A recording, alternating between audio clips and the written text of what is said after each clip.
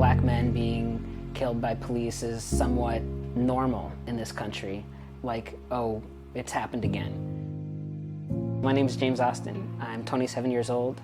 I'm a filmmaker from Los Angeles, and formerly I was working as an executive assistant for a film company here in the city. Hearing the news about George Floyd being murdered by the police, that news itself was not what was surprising, because unfortunately those kind of events, Black men being killed by police, is somewhat normal in this country. Like, oh, it's happened again. But the thing that was surprising was seeing the response around the country, and that people were going out into the streets and protesting in a bigger way than we had ever seen before. I didn't want to relive the trauma of these similar kind of events in new forms. So right away I didn't go out and protest, because I still also hadn't really made up my mind yet about sort of the events and how I was feeling about them. But then also just the caution around not wanting to also be involved in spreading the coronavirus.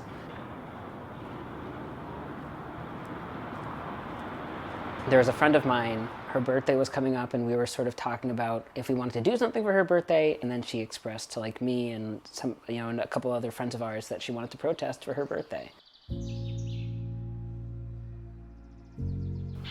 Hello. Hello.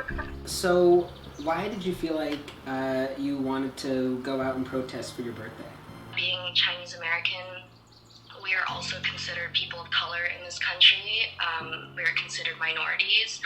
And especially with COVID, we've seen a lot of racism towards Chinese people or, any kind of Asian. I've been sitting at home, reading about the protest, watching it every night on TV. Everyone was talking about and all the issues. It was so moving, and it was like I felt so angry and so powerless that there was just no way that we could continue sitting at home and just watching it on TV when it was happening like right outside of our windows.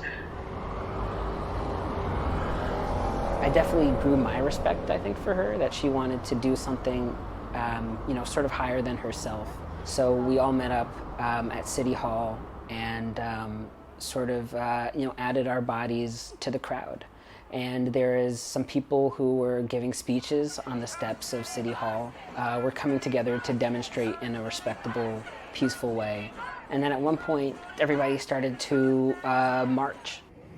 There was a sort of a biker group that had sort of joined in with the protesters and were riding alongside of us. The bikers with their machines, vocalizing this anger, this upset, this unity that they wanted to express of we are all here together protesting the same thing, because it's so loud and it's so powerful. It's like there's no way you wouldn't be moved by it.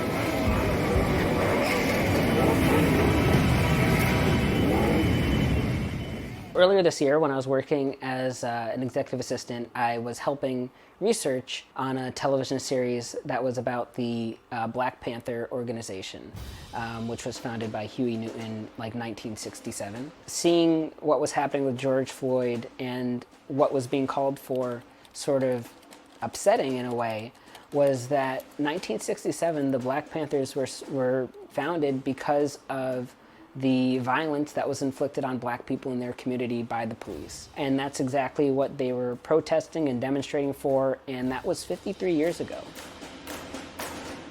So many of the same type of incidents and things that I saw growing up are still continuing.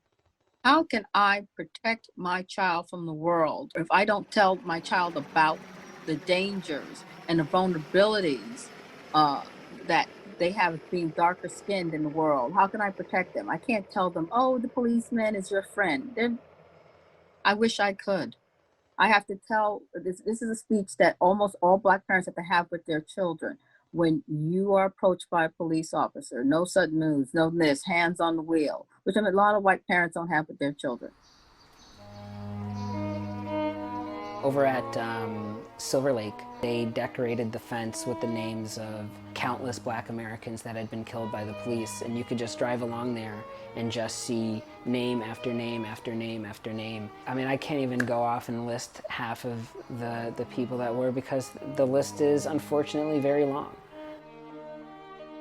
There was a friend of mine, we were sort of talking when the protests were happening and kind of both feeling that sort of helplessness of like, what do you do in the face of something so large?